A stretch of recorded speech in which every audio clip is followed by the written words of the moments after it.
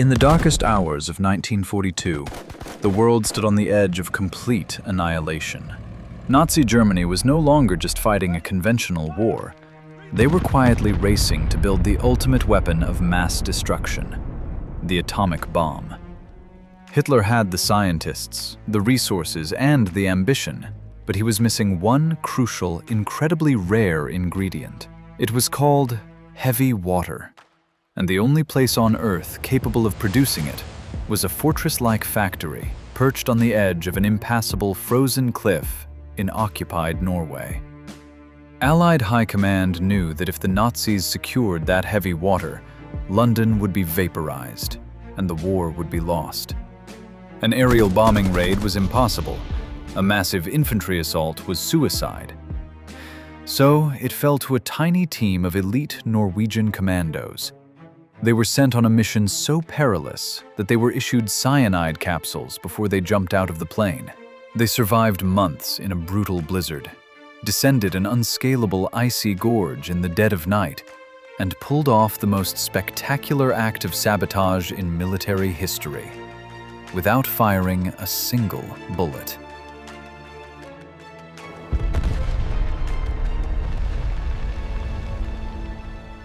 The German nuclear weapons program, known as the Uran project, was making terrifying progress.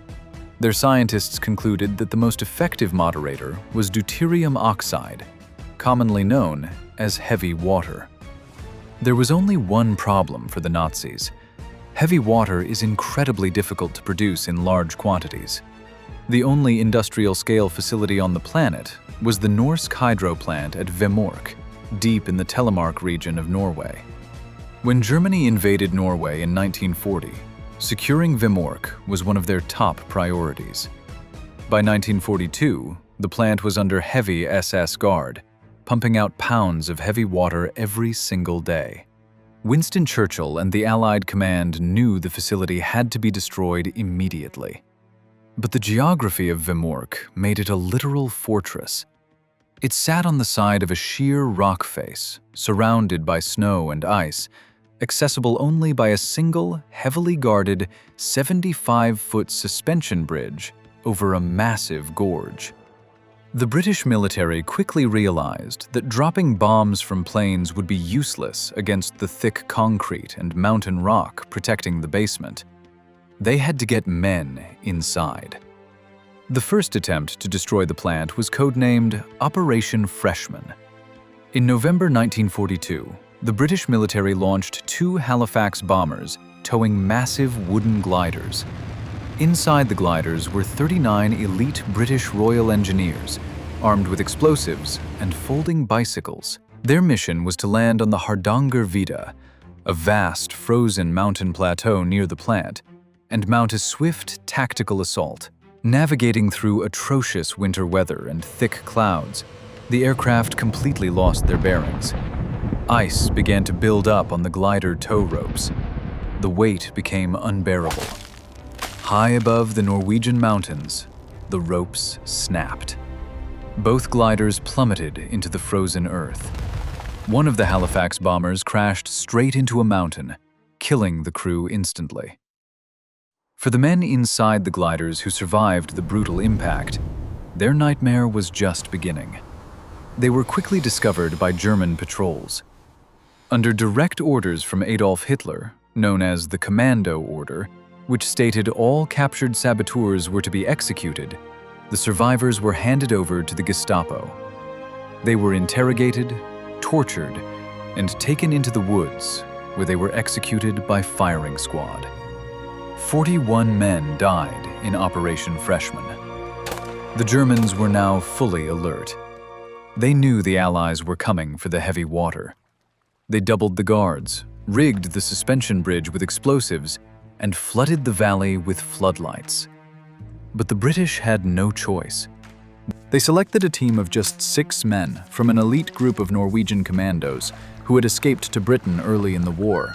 They were led by a 23-year-old first lieutenant named Joachim Rønneberg.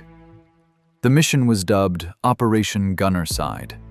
It was widely considered a suicide run. Runeberg and his men parachuted into the Hardangervidda Plateau in the dead of winter.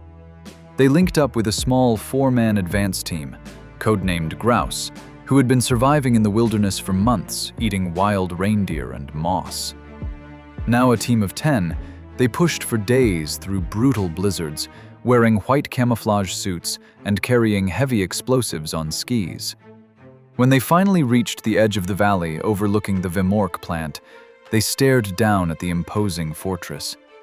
The suspension bridge was crawling with armed guards. Runeberg made a terrifying, brilliant decision. They weren't going to take the bridge. They were going to climb down the gorge. The gorge was considered entirely impassable by the German command.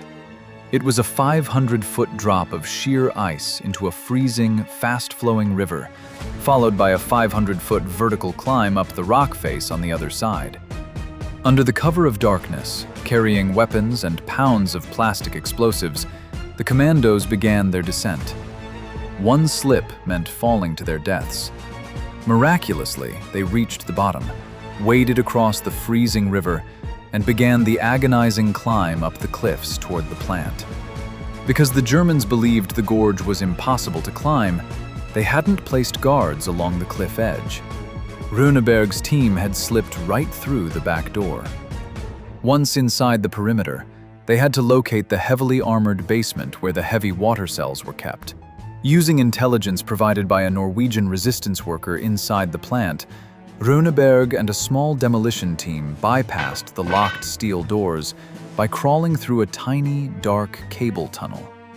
They dropped directly into the heavy water production room, taking the single Norwegian night watchman completely by surprise. They assured him he wouldn't be hurt, and Runeberg quickly began laying out the explosive charges.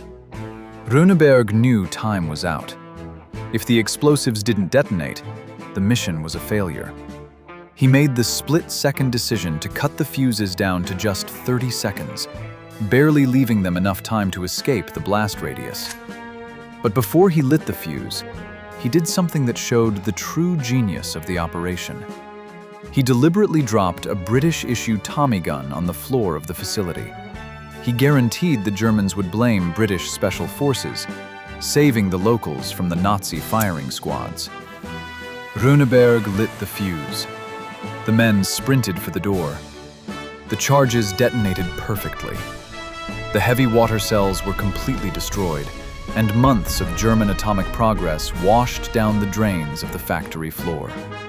The base erupted into chaos. Thousands of German troops mobilized to hunt them down.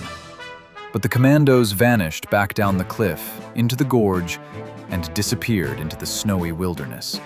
Fully armed and hunted by 3,000 soldiers, Joachim Runeberg and his team strapped on their skis and traveled 200 miles across the freezing tundra into neutral Sweden. Every single commando survived. After the war, the full scale of the German nuclear threat was brought to light. Historians agree that the Norwegian heavy water sabotage was one of the most vital operations of the entire war. 9 men on skis, facing impossible odds, the harshest winter on Earth, and the full might of the German army, managed to slip through the cracks and alter the course of history. If you enjoyed this deep dive into one of history's greatest untold operations, hit the like button, subscribe to the channel, and let me know in the comments below. Would the men of today's generation have done the same?